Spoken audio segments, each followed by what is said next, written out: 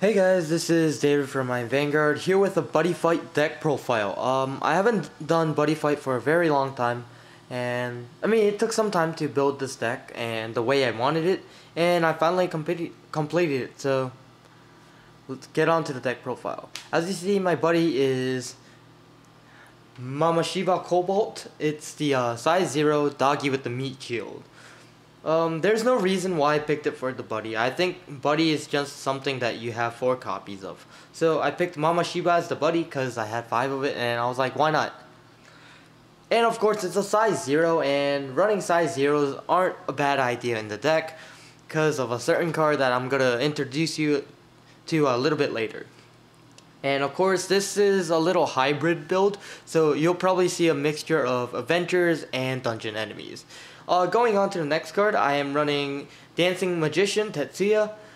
This card is the ultimate broken card in my opinion. It can stand any adventure. When it link attacks with another adventure, it can give double attack to that adventure. So basically the other adventure can get an ability called Restand, which is really amazing. And then of course the best thing about it, if your weapon's a adventure card, it gets to restand the weapon as well. So you can attack with the weapon again, which a lot of cards wouldn't work on weapons unless it's an item destruction card. Going on to the next card, I am running 4 Missile Magicians. This card is, how should I say it? I guess it's a good filler, to be honest. It has an ability called Bolt Arrow. When this link attacks with another adventure, it gets 1 damage priority. So you're link attacking with, for example, with Brave Drum. So its total would be 4, but you'll be giving 1 ahead. And then the link attack 4 damage will come afterwards. So really nice card just to poke in some damage. So I run 4. And then of course I'm running the 4 Brave Drums.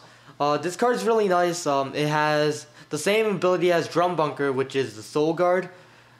Pay 1 gauge, get a put a soul from the top of the deck, and then of course it has a little gimmicky effect, which is when this unit attacks, it gets an ability where you can rock paper scissors. If you win, you get to penetrate.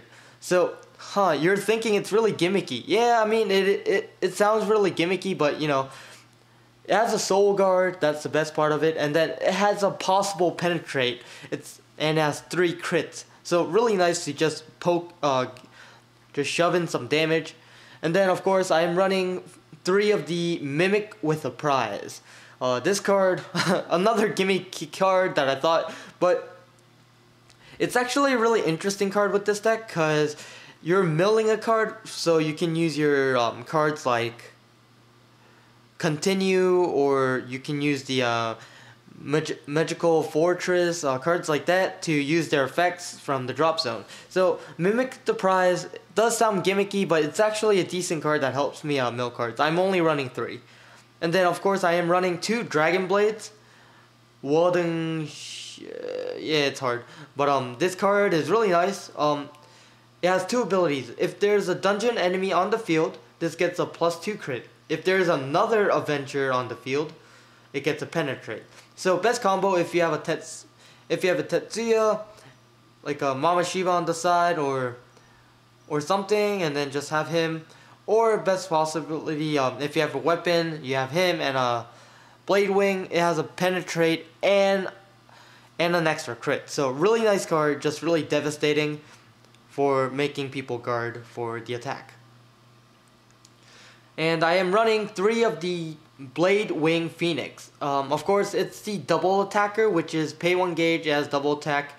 Yeah, I mean, its defense stats isn't really that good from my point of view, but whatever. It has double attack with a 5k attack with 2 crits.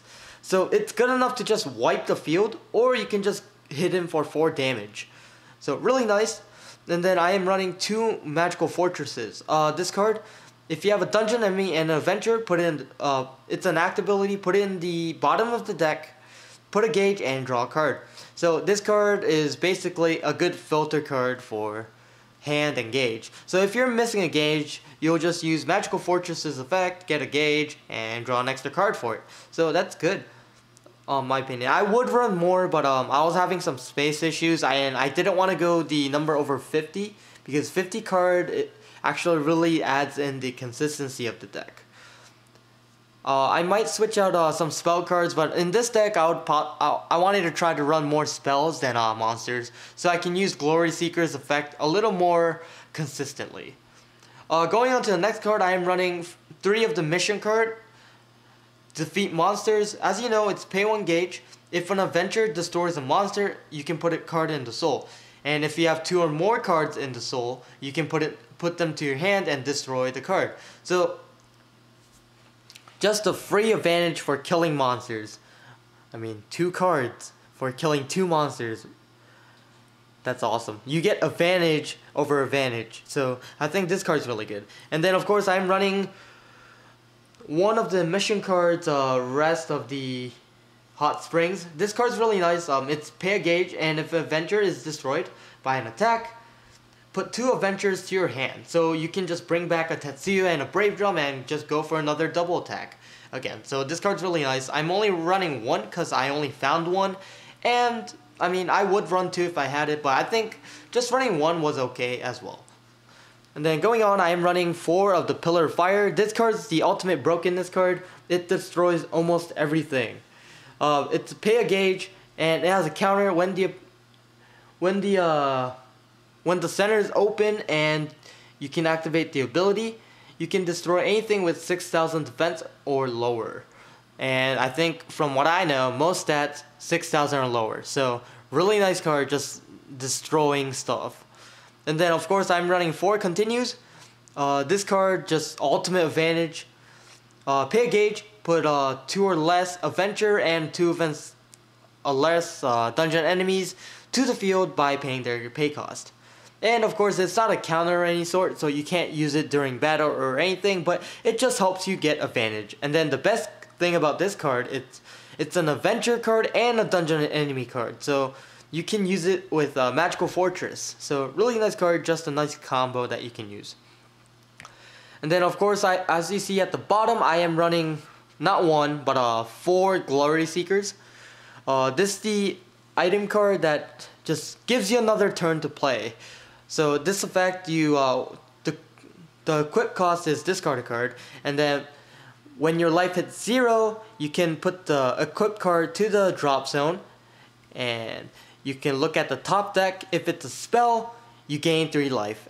So basically, if you discard a spell, you can survive another turn, which is why I wanted to increase the number of my spell cards than my monster cards, because most of the time I hit the monsters, but it's a really nice card overall. Just gives you another turn to play. And then of course, going up, I am running Divine Protection, which is the Nullify card. Pay a gauge, and if your center is open, just gain a life. Really easy, just nice card. It's another Chillax with less gauge. And then the last card, I am running 4 of the Dangerous Fuse. This card is pretty good. It's a little gimmicky if you think, but in my opinion, I think it's the best card that this clan can get. So you pick 2 cards from top of your deck, and you choose one of them. So let's say you picked a Blade Wing and a Brave Drum, and you choose a Brave Drum. You mix it and show the opponent the cards face down, and they get to choose. If they get it right, you get to put the cards in your hand. If you get it wrong, they go into gauge. So basically, it's a win-win situation. So I mean, in this deck, you need gauge as well. So having some gauge is really okay. So the deck overall was really broken in my opinion. Really, just a really nice deck that has good synergy with the stuff it does.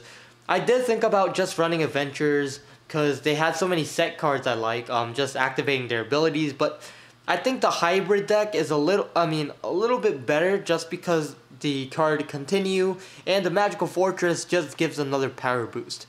So, hope you guys like the deck profile. Make sure you guys comment, rate, subscribe down below, and give a like for Buddyfight. It's a game I've been trying to help advertise in the channel. But, yeah. Hope you guys like it, and like always, imagine the victory. I am Vanguard. This deck's broke.